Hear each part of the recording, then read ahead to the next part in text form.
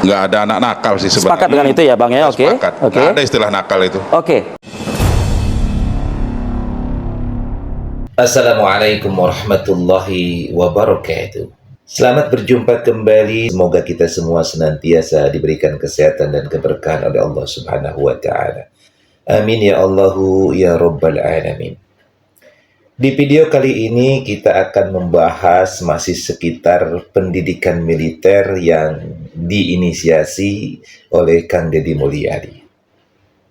Berkaitan dengan pendidikan militer bagi anak-anak nakal atau anak-anak bermasalah ini kemudian masih menuai pro dan kontra.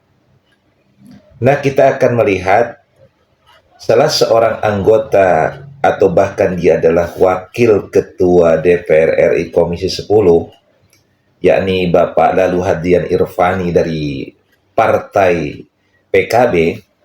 Ini selalu ketika dia diwawancara atau melakukan statement, selalu bertanya, apa sih sesungguhnya definisi anak nakal yang dimaksudkan oleh Kang Deddy Mulyadi. Coba kita lihat bagaimana ucapan Bapak Lalu Herdian Irfani ini berkaitan dengan pertanyaan mengenai apa itu anak nakal. Nggak ada anak nakal sih sebenarnya. Sepakat dengan itu ya Bang ya? Oke. Sepakat. Oke. Nggak ada istilah nakal itu. Oke. Dia mengatakan bahwa tidak ada anak nakal, katanya.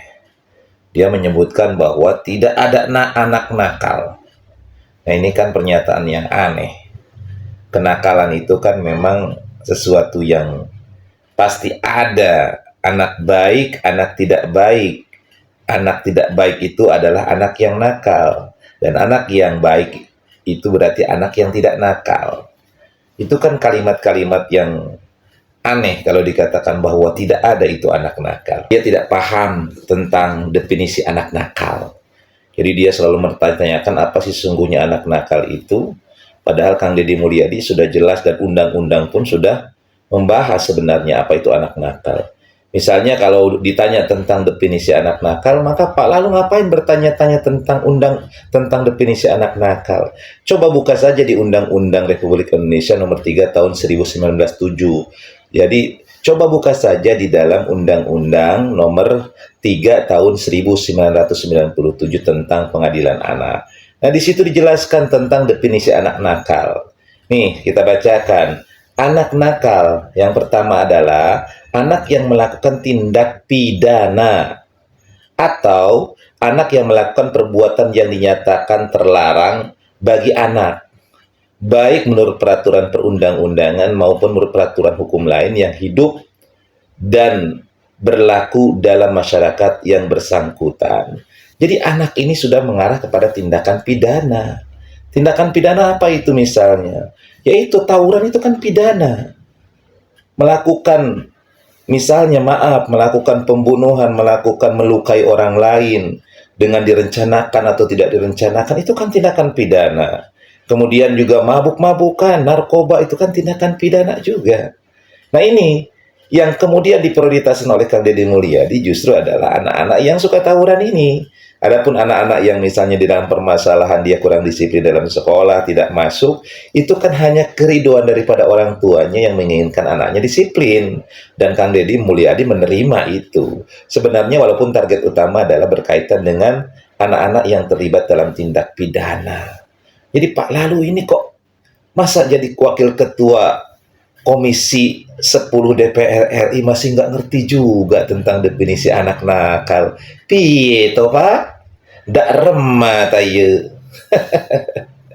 Nah, lalu sebenarnya apa yang dimaksud dengan anak nakal yang akan nanti dibina di dalam pendidikan militer pun, Kang Deddy Mulyadi berulang-ulang menjelaskan dengan gamblang. Bahkan kalau kita lihat misalnya beliau menjelaskan apa sih sebenarnya yang disebut dengan anak nakal itu, maka beliau menjelaskan dengan sangat-sangat gamblang.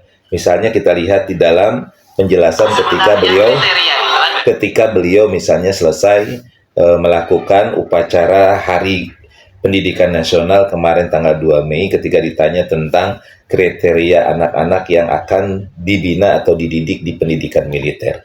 Nah, kita lihat apa sih sebenarnya kriteria anak-anak yang masuk di dalam pendidikan militer dalam pandangan Kang Deddy Mulyadi. Kita lihat. Anak-anak yang sudah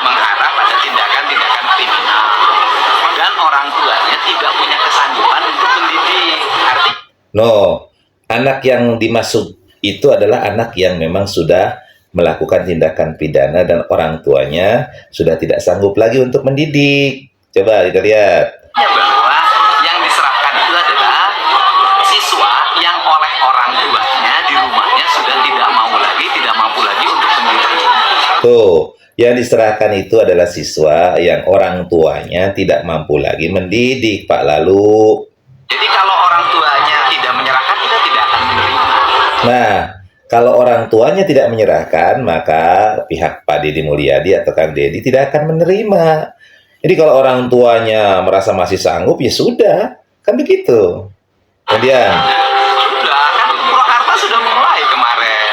Itu kan orang tuanya datang ke dinas pendidikan, kemudian dihormati, kemudian berkumpul di Kodim, kemarin kan langsung dimasukin ke barak stit. nah, gitu kan. Jadi sudah jelas bahwa orang tuanya yang memang sudah tidak sanggup lagi, kemudian Kang Deddy Mulyadi memfasilitasinya dengan mengadakan program pendidikan militer bagi anak yang bermasalah, maka orang tuanya datang membuat surat pernyataan bahwa akan menyerahkan pendidikan dan pembentukan karakter kepada pihak pengelola sekolah pendidikan militer. Nah, ini kan sudah jelas tuh. Jadi yang pertama tadi anak itu terlibat pidana di dalamnya. Tentang pidana kan sudah jelas dalam undang-undang apa itu pidana. Masa harus dijelaskan lagi, Pak? Lalu komisi 10 loh, wakil ketua, malu ya. Lihat tuh pidana apa, definisi anak nakal apa, masa masih harus diangkat tentang definisi itu yang semua orang sudah paham. Orang yang kuliah hukum itu udah khatam, udah hafal dengan hal-hal yang seperti itu ya, Pak. Jadi anak yang nakal adalah anak yang melakukan tindakan pidana di dalamnya yang kemudian orang tuanya tidak mampu, sekolahnya tidak mampu, mengganggu dan mengancam daripada lingkungannya. Nah, Kang Deddy Mulyadi memfasilitasi mereka itu agar kemudian dididik, dibina karakternya, kedisiplinannya dengan pendidikan militer atas izin, kesadaran dan ketulusan orang tuanya. Itu kriterianya. Yang pertama ya Pak. Lalu Rayuda ya, semen 1,5 dan mereka sangat happy saya lihat hari ini. Gimana nggak happy? Bijinya cukup, istirahatnya cukup, olahraganya cukup, sistem pembelajaran di sekolahnya cukup, kan mereka tetap belajar di sekolah. tuh, mereka sangat happy, semua ditanggung oleh pemerintah Jawa Barat, makannya semuanya difasilitasi. Ya, bagaimana mereka nggak happy? Orang tuanya happy, tidak perlu lagi keluar biaya. Nah ini kan luar biasa. Bayangkan saja selama 6 bulan, selama 1 tahun orang tua cukup mendoakan. Sama saya sekali-kali lah melihat anaknya. Tapi semua di bawah tanggung jawab daripada penyelenggara pendidikan militer, dalam hal ini Kang Deddy Mulyadi. Ini sesuatu yang luar biasa. Pak Lalu. Kan gurunya aja ngajarnya di sana. Payung hukumnya udah. Kan hari ini 2 hari yang lalu saya sudah ada surat edaran di sekolah-sekolah. Nah kemudian kalau bicara payung hukum kan yang menyerahkan orang tua dalam bentuk surat keterangan bermaterai. Artinya bahwa pemerintah daerah kemudian jajaran TNI Polri itu mengelola anak-anak, mendidik anak-anak yang dititipkan oleh orang tuanya. Itu juga sudah Nah, itu jelas kan bahwa pemerintah daerah itu adalah mengelola anak-anak yang diserahkan oleh kedua orang tuanya. Jadi atas izin orang tuanya loh. Ya, kalaupun nanti misalnya ada anak-anak yang tertangkap dalam kejadian tawuran, maka tidak semena-mena kemudian ditarik dimasukkan ke pendidikan militer, tidak.